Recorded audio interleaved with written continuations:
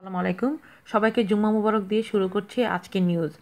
চলুন আমরা জেনে নিই জুম্মার নামাজের ফজিলত কী কী। ইসলামিক দৃষ্টিকোণ থেকে এই দিনটির বিশেষ তাৎপর্য ও গুরুত্ব আমরা অনেকেই জানি না। শুক্রবার মুসলমানদের জন্য একটি গুরুত্বপূর্ণ দিন। অনেকেই জানা নেই যে শুক্রবার কেন এত গুরুত্বপূর্ণ। ইসলামে শুক্রবারের দিনটি অনেক বরকতময় ও তাৎপর্যপূর্ণ। এই দিনে হজরত আদম আলাইহিস সালামকে সৃষ্টি করা হয়েছে। এই দিনেই উনাকে বেহেশতে স্থান দেওয়া হয়েছে। এই দিনেই তিনি পৃথিবীতে অবতরণ করেন এবং সপ্তাহের 7টি দিনের মাঝে শুক্রবারই সেদিন যেদিন তিনি মৃত্যুবরণ করেছিলেন। শুক্রবার দোয়া কবুলেরও দিন, তবে দোয়ায় নিষিদ্ধ কিছু চাওয়া যাবে না। এই দিনই সংঘটিত হবে কিয়ামত। আল্লাহ শুক্রবারকে অন্যান্য দিনের উপর শ্রেষ্ঠত্ব দিয়েছেন। রাসূলুল্লাহ সাল্লাল্লাহু আলাইহি সাল্লাম দিনটির এরকম আরও কিছু বৈশিষ্ট্য বর্ণনা করেছেন। হজরত আবু হুরায়রা সাল্লাল্লাহু আলাইহি সাল্লাম এবং হুযাইফা সাল্লাল্লাহু আলাইহি সাল্লাম থেকে বর্ণিত, রাসূলুল্লাহ সাল্লাল্লাহু আলাইহি সাল্লাম বলেন, আমাদের পূর্বে যারা এসেছিলেন আল্লাহ তাদেরকে শুক্রবার থেকে দূরে রেখেছিলেন। ইহুদিদের ছিল শনিবার এবং খ্রিস্টানদের ছিল রবিবার।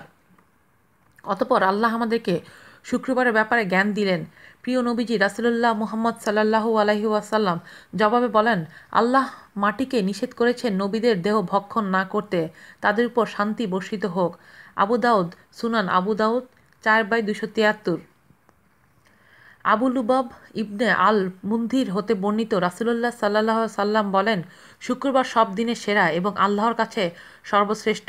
ঈদুল আজহা এবং ঈদুল ফিতরের চেয়েও এই দিন আল্লাহর কাছে মহান। এই দিন আল্লাহ আদম আলাইহিস সালামকে সৃষ্টি করেন। এই দিনই পৃথিবীতে প্রেরণ করেন। এই দিনেই তিনি মারা যান। এই দিনে এমন একটি সময় আছে যখন কেউ আল্লাহর কাছে যা চায় আল্লাহ তাকে তাই দেন, যতক্ষণ না হারাম কিছু চাওয়া হয়। এই দিনেই হবে কিয়ামত। এমন কোনো ফেরেশতা নেই, কোনো আসমান নেই, কোনো জমিন নেই, কোনো পর্বত আর নেই এবং কোনো সাগর নেই যে কিনা শুক্রবারের দিনটিকে ভয় করে না।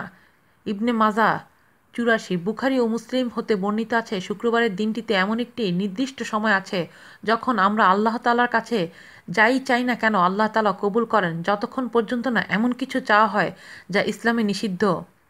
এখানে হাদিসটি উল্লেখ করা হলো আবু হুরায়রা রাহমাতুল্লাহ হতে বর্ণিত, রাসূলুল্লাহ সাল্লাল্লাহু আলাইহি ওয়াসাল্লাম জুম্মার দিনের ফজিলত সম্পর্কে বলেন, শুক্রবারে এমন একটি ক্ষণ আছে যখন একজন মুসলিম সে নামাজ আদায় করেছে এবং দোয়া করেছে, সেই দোয়া কবুল করা হয়ে থাকে। তিনি সাল্লাল্লাহু আলাইহি সাল্লাম তার হাতের দ্বারা ইশারা করে বোঝান যে তা খুব অল্প একটি সময়। শুক্রবারের আরেকটি ফজিলত হলো জুম্মার নামাজ।